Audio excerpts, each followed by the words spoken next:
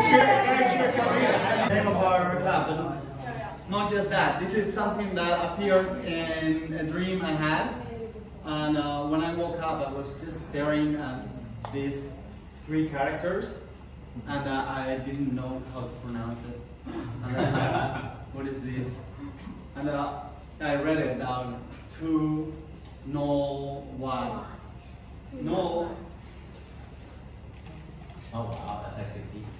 Null is the. Go to the project. Go to the project. You know what? That's why we don't want to solve it. Yeah, go ahead. Well, this happens. Always the really not that great. Well, it works very well. Love you, Ibai. It's almost there.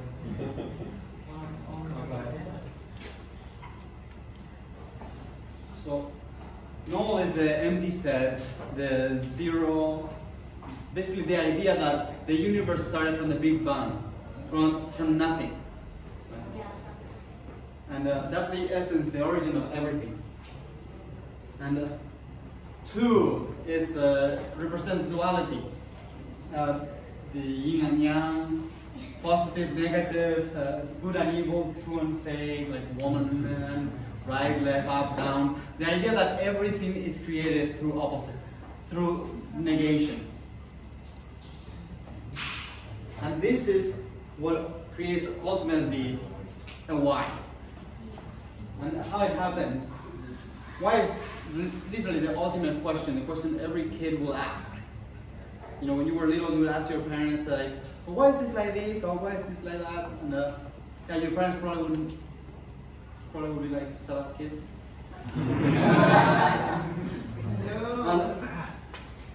No, your parents. And so this is exactly how it all works. We actually apply this 2 to nothing.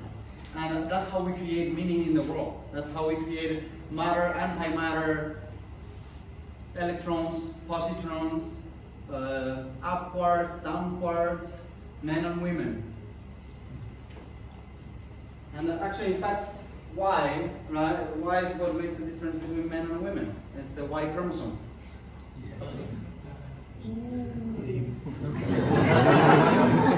Sir, is there English presentation? So, Is there a lesbian presentation? There's going to be a Q&A session in the end. yes. And now we're asking this question of like, so far we've been building a society based on the idea of God. And this is a very vague idea. The idea that some human form-like divine structure created everything. And now we can actually get more precise and find what is actually creating this. In fact, we believe it's math. So we're building a new set of beliefs surrounded around the sentence "in math we trust."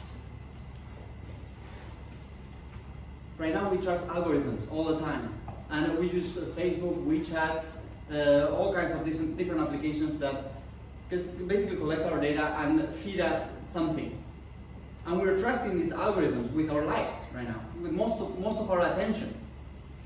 And you see, all of these companies right now are exploiting their users for profit. Everyone is a user, and they're the master, and they're extracting the profit on the internet, all the value. So what happened with the other side? What happened with the internet? How it started? And the basis of the internet is open source, but open source advanced extremely slow. Why? Because there was no funding. No one wanted to find something that everybody could see. People just wanted to see find things that people could hide. And so the idea of open source just was a complete second thought. And it is now that we're starting a new cycle of cooperation and competition. it's in our space that we're doing this. And it's the blockchain that's allowing the creation of this value and the creation of value for the open source community. So first was Bitcoin, right? Bitcoin was the first instance of a decentralized cash. And then Ethereum created smart contracts that are extremely useful right now. Now we're going to create Davacos. So what are we doing at Davacos? We see this problem right now. Even though we are creating a whole new world, all DeFi is presented like this. This is how much is the liquidity on Aave, $26 trillion. This is the prices on Uniswap, $3,600 per Ether, or the $800 million in token value locked. Everything is denominated in dollars. So everything is denominated in the "in God we trust" system, in the trusted system. We want to change this so that we're creating the unit. The unit is like the first crypto-native unit of account. Here we have the coins in the largest coin. So this is the supply of the largest coin. This is the supply of the second largest coin times the price of the second largest coin in the first coin, and so on. This is the supply of the third largest coin and the price of the third largest coin in the first coin. And with this, we create an index, a real measure of the crypto space. And this is what it looks like. If you run down the simulation all the way back to 2014, you will see, well, Bitcoin was the dominant force here, but actually other, in this case, actually this move was mostly created by Ethereum. And we see the market growing, and it's moving forward in this way. So this is the actual value of the unit in Satoshis.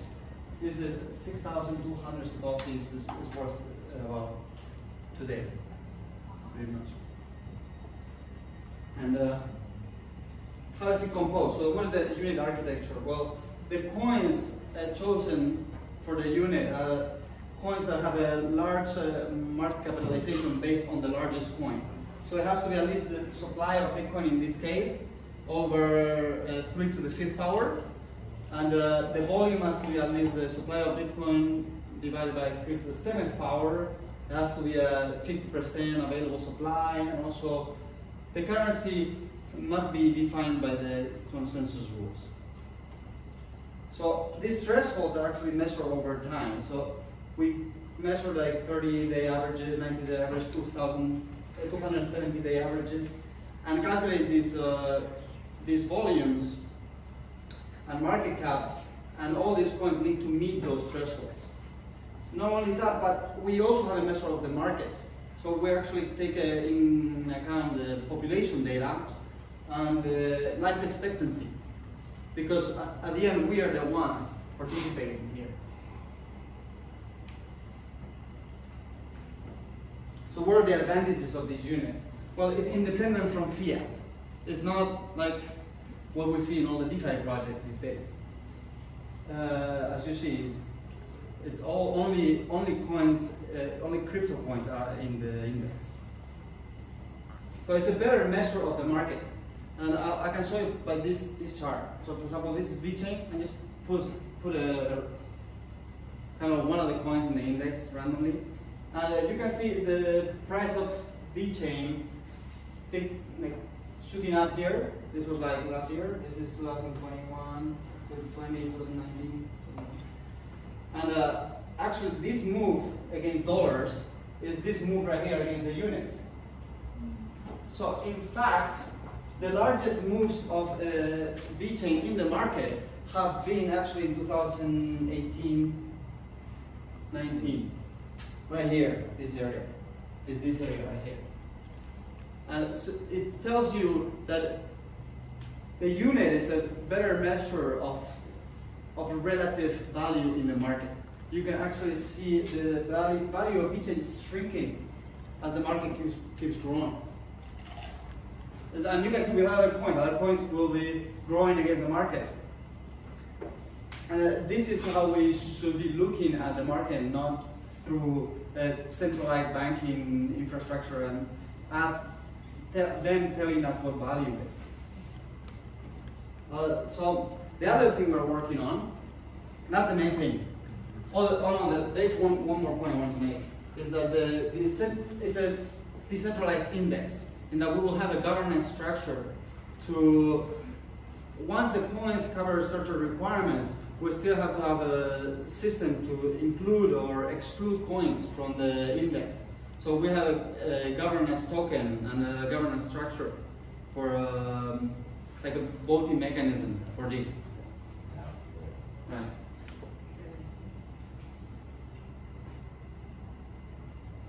And the next thing we're working on is a revolutionary new structure. It's the Ibai Blocktree. This is kind of what it looks like. With boxes. So boxes because they're blocks, right? So a block in Bitcoin looks something like this, just that has the block. And in Bitcoin you have a block, and then the next block is linked to the previous block by adding the hash to it. The previous block's hash to it. And you just keep doing this, and then you get what we call a blockchain, right? And in Davacus, we start the same way. Technically, it's a blockchain so far until here, but it comes to a block in which we split the coin set so that some of the coins will go into one chain, some of the coins will go into a different chain. And now we equal the reward, and the mining continues with now two blockchains parallel. So it's extending the throughput and the structure of the blockchain into a block tree. It will do it over and over again.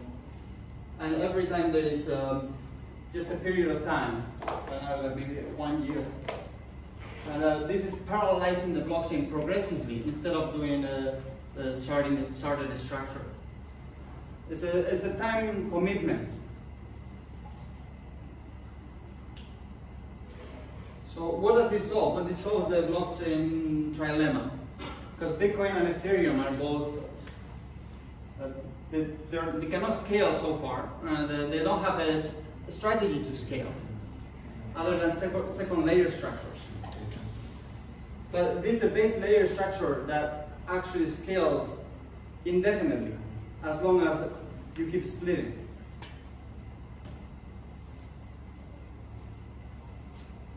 What is the block tree architecture? Well, we use the UTXO model for the basic transaction, but just like Ethereum uses Ethereum addresses that for contracts and Ethereum addresses that are just for holding tokens,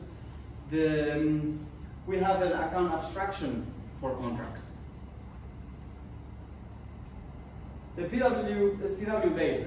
It's a SAT3, so no major project is using SAT3, the SAT3 standard, because it's easy to use ASICs on. And so I will try to modify it to make it harder. We believe ASICs actually are the most democratic way to expand the blockchain. So we're using the POW. And then quantum resistant keys are going to become extremely important soon. And the next year we already will have a NIST standard. The NIST standard is very interesting. Some of the constructions use lattices that actually can protect from quantum attacks. For even more scalability, the owners of the contracts can issue POS sidechains. They can use POS for a layer 2. So it increases the scalability. So what are the block tree advantages are the throughput will increase consistently to more slow. and the latency could decrease because having multiple blockchains will allow so that blockchains can localize. So you can choose a blockchain that's more closer to you, decreasing the latency. And this week, I think it was like the 10th anniversary of Steve Jobs passing away. And there was a sentence going on online a lot. It was a quote of a quote. The quote was by a hockey player named Wayne Gretzky. And he said that I skate where the pack is going to be, not where it has been. And this is what we're doing at Davacos. The idea is that we're building tools that are not where the crypto space is today, but it's where we see it in 2-3 years. So thank you so much. Wow.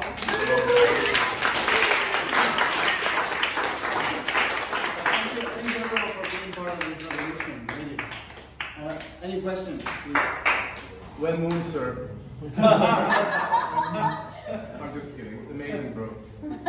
This is way beyond my pay grade. It's so smart. I would really like a private English presentation. And is there any way you can dumb it down for the ones who don't understand what you're talking about? No, I'm so being serious. Like, how would you be able to articulate this in a more retail-friendly manner? Well, I think the first users of the unit would be like fund managers. So what you want is some measure of the market that actually can tell you what your performance is, and this is used everywhere. Everybody uses the S&P 500, the Russell 2000, the World 20,000. There are a lot of different indexes that are used to measure your investment's performance. So I think that's the main usage. So this is directed more towards institutional. Yes, well, I think that's the beginning because that's where you get it will get the importance and the volume. But DeFi projects are institutions. Right. They are in this space.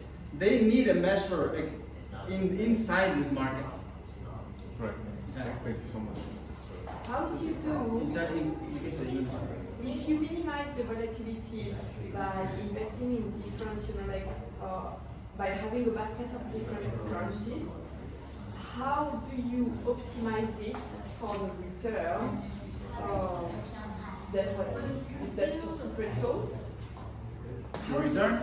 Well, this is. If you minimize the volatility, So then how do you optimize the return by rebalancing? The idea is to minimize the volatility, you would say. So actually, it is an index of the space in the case of the unit. So it's not about getting any returns because the unit itself is just an algorithm. But it can be used just like the largest funds in the world are index funds. The people invest most of their investments are in the world are in index funds because index funds in the 90% of the cases are beating most of the other funds. So actually, you're not trying to maximize for returns because if you try to maximize for returns, you also maximize for risk. So it's like right. So the unit of your index is not like an investment vehicle. It could become like for example, you can create an index fund based on the index, right? And people, will do that. Yeah, because I mean, it could give a lot of alpha. Yeah. Basically, it shows how index perform relative to each other, right? So Right. one outperforms one. Yeah. Right. So is that something you're going to monetize by like selling this? Right.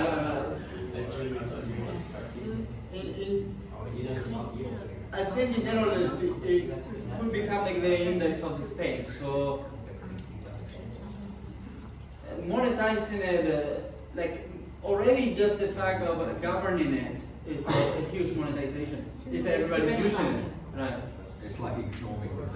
It's the benchmark, and then like invest in the benchmark. If people create like more and more.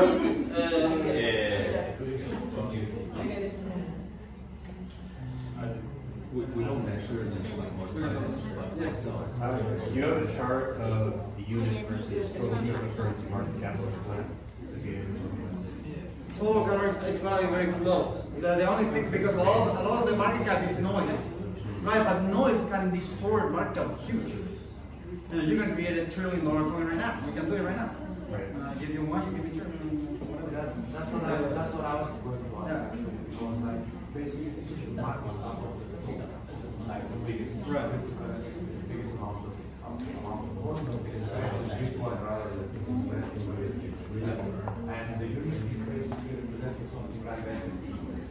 It just shows some values like 4,300. And you know that the value is 3,000. We have 30%. Yeah, but like, okay, from that perspective, yes. Not how you're going to monetize it per se, but like you said that it's for fund managers, but I actually want to understand like what is the connection, because like an index is an index, yes, it's a derivative of something, it's just a number there. What is the connection between like the blockchain part and the index itself? How do they both like how to say work together? Yes. So what? So here the innovation basically is based on the blockchain part, as far as I understand, because I know that's based on the index part. Yes. The innovation that you're trying to create is based on that. Oh, the other part is more like which is the technical innovation, and the index part is more like, okay, let's make it more accessible, let's make it spread. Well, I think both are innovation because there is no in terms of the units, there's no decentralized index. There's no such a thing. I mean, there are like some DeFi indexes right now, but there is no decentralized index in this space, and there's none in the world. I mean, you go to S&P 500 or Dow Jones, they're a company. They decide what comes in, what comes out, when it comes in, what is the weight. You know, we're saying we can actually all do it together. We can do it openly, online, not behind closed doors. It's a different way of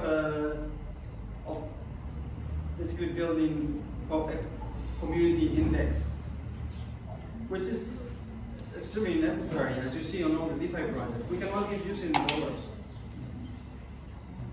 So, how is this similar? How is this similar or different from like indexed finance, index.finance? Because they also create like indexes. Well, they have some indexes, but it's very specific. Like they will weight some of the coin. So this coin is 35%, this coin is 15%. It's a different way of building indexes. People can invest in the index. So your index is going to be set by you or by the community? It's an algorithm, and then the community can manage the algorithm. It's a community managed algorithm, right? It's based on by the market dynamics. So, for example, my question is that yes. The question is that how do you custody those assets? If you combine by the assets, how do you custody Bitcoin, Litecoin, and all those assets that are not running with Ethereum? What? So every index token they are working on Ethereum because they need the custody. No, they're working on Ethereum, right? Yeah, but how do you custody like Litecoin, AR, all those coins that never run with Ethereum? How do you custody yourself? Yeah. Yeah, it's not a fund. It's not a fund. Right. So you need custody in that case. So it's like you're using an algorithm to simulate this price, right? Simulate. So the question is that how do you calculate this price? For example, if that people are buying it, the price will be raising. But how do you how do I say that? How do you make sure the price is always precisely? No, it's not. Basically, it's not trade. You're saying you're talking about a financial product in the thing that you can buy and sell it. In this case, like this thing through this system right now, you cannot buy and sell it. You have to create an index fund that would follow this, and that one you can buy and sell it. And if it goes higher, I mean, GBTC goes up a lot or it goes down a lot. I mean, it's a pure index. It's a completely different thing. It's a pure index. It's a pure index. Right? What is the index related to the blockchain? Huh? Well, you can actually create an index that's decentralized. It's a huge tool that the way to manage the index is through the blockchain, which is down. Right, exactly. No, I mean, but you just propose like a new way of a blockchain, right? You just propose like a tree, like a tree. Right. I mean, that's the other thing we're working on, right? We're working on those how do you finalize it? There's no finality on that tree. No what? Finality. Finality in what? What do you mean? In the blockchain, how do you finalize it? Each one's blockchain. It's all finalized by itself. Each block, every block that comes in finalizes the previous state. Right. Yeah. The coins are split. It's Remember, like a the coins are mathematical split. concept, which you're saying. Okay, go ahead. Yeah, I have a question about the unit, right? So the algorithm that's used, the algorithm used to calculate the unit. Have you taken into consideration how you deal with the value of the dollar changing as you're calculating it through years? Value of the dollar? There's no dollar here. No, but are you using? I understand. But when you calculate the unit, right? Yeah. You're calculating the. Unless I understood correctly, you're calculating the value of each coin, right? Okay, but the dollar is not a coin. The dollar is not a coin. Yeah, it's all the dollar in this space does not exist. It's just a creation of like USDT, USDC. It's a centralized service. It's not a real crypto. It's a ratio. It's not something that's determined by algorithm. It's just determined by one company. It's no different than the central bank. Did you say to calculate the unit that you're using the value of each coin? Not dollar, not USDT. Nothing centralized. Right. Oh. Like for the subaccounts, so it's bifurcation after bifurcation, right? It's a similar question. How do you find out? So is UTXO? Yeah, the UTXO set will split. So once it's split. It's final on exchange. So then I can see like by the time, so the block time will be different, right? So yeah, it could be different, but every tree grow at different. It could. Different pace. Right. It's a completely different structure, right? We don't know what will happen. We don't know how it will grow. Whatever issue, if you send like transaction from one subset to the other subset, you cannot. That's not how it works. You cannot.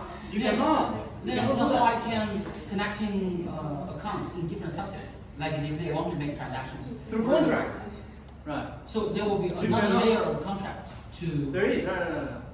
So that sounds way complicated. Yeah, it's like a binary tree in this blockchain structure. Well, there is like sharding structures right now. There is sharding structures, but this sharded structure is growing through time. So it's not just straight sharded without this many shards. Instead we have an increasing number of shards over time. Also, it's POW. Yes. How you coordinate all the miners to work to mine on different like frontier. That's how they coordinate themselves. I don't coordinate miners. I guess we just create the rules, just like Bitcoin. No one coordinates the Bitcoin miners. They just follow the rules. Yeah, but Bitcoin is only one chain, so everyone is competing for the one block. Right. So here everybody's competing for multiple blocks. Everyone with this, the way you do it, you have to balance the reward. By balancing the reward, you can balance the hashing power. My question, like also how you split the incentive. Like first you need to change linearly the size of the block, and then at some point you split the coins in an even manner. Even. Right. And then half the reward. Relationship wrong.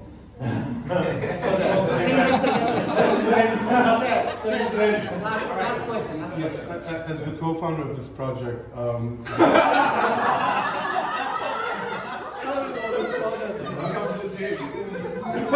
mean you as a co-founder of this project. If you take a step back and look at your project from the outside, what are some of the challenges that you foresee, And what are some of the potential risks that might happen throughout the development of your testnet or mainnet? Well, overall, I think it's just the amount of work. So, obviously doing a project is not something easy. Of course, that's why I'm asking. Mostly the... And how do you see, my follow-up question is, how do you see your investors adding value throughout that process? Well, I think... Legit question. Well, I mean, there are so many ways investors can add value, not just obviously, the basic value is to buy some tokens, hold the tokens, and tell other people to buy more tokens. That's what Bitcoin Jesus did for years. Right? And so that's obviously a way of... but adding a value, of course, I mean, more developers, better. How would you intend to market it to institutions? Like, how would you... So it's an index blockchain. Right, it's a blockchain for an index fund for institutions. So as if I'm in, let's say, JP Morgan or Goldman Sachs. I don't say it's... Sorry, forgive my lack of... Well, market by institutions, for example, we will launch Uniswap. We will launch a Uniswap, that's a good question, proposal to... to propose DeFi projects, yes. To adopt a new way of counting. So even if it's not like the main number that appears there, like a simple number, but they can already start using the unit to see how the performance is doing or how different coins are doing. So the fund manager would be interested in hearing. The fund manager is already like it will be Uniswap, Aave. Not only the fund manager, I mean, I will be very, very interested because I can have a portfolio with 30 coins. Exactly. This coin now is $3, after 3 months it's $12. Right, it tells you nothing. It tells you actually nothing of what actually is going on. And also, wait until this thing gets standardized.